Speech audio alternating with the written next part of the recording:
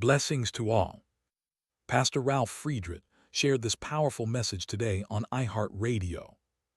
Even when there was no reason for hope, Abraham kept hopping, believing that he would become the father of many nations. For God had said to him, "That's how many descendants you will have." Romans 4:18. Pastor Ralf Friedrichs asks, have you ever doubted God's promises for your life?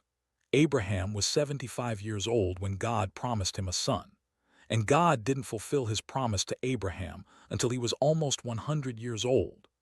Imagine waiting on something you knew God had in store for you, but assuming it would come within a reasonable time period of a few years only to become discouraged as the years wore on. And yet Abraham had such great faith in spite of having to wait 25 years to see the promise fulfilled. His attitude is an example for us as believers today.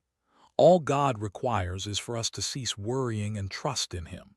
Even when there was no reason for hope, Abraham kept hopping. Don't you just love that? The pastor reminds us that when everything in nature stood against him, and it seemed impossible to do, his hope was not based on an earthly one, but it was a hope based on what God had said would happen. For against all hope, all earthly hope, Abraham believed in a heavenly hope in God. My friends, is there a situation in your life where you have an earthly hope for something to happen? It is time to look beyond an earthly hope and believe in a heavenly one. Believe in God's promise, even if it seems almost impossible in the natural world.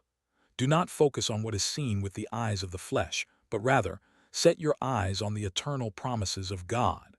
Be like Abraham, who against all hope, believed in hope and inherited the promise of God.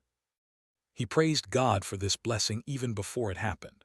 Keep hopping and believe in God's word, and that promise of God for you will be a reality. Being confident that God knows what He's doing and will work in His timing, not ours. How can we doubt a God who can perform miracles and fulfill the impossible? Look at what He did for Abraham.